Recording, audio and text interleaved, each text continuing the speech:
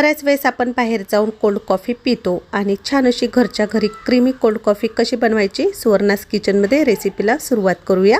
एका छोट्या बाउलमध्ये इथे आपल्याला 2 चमचे कॉफी पावडर घ्यायची। कॉफी पावडर तुम्ही कोणत्याही ब्रँडची घेऊ शकता। 2 चमचे कॉफी पावडरसाठी 4 चमचे इथे मी साखर घेतली। साखर तुम्ही तुमच्या आवडीनुसार कमी जास्त करून घेऊ शकता। 5 चमचे साखर घेऊ शकता।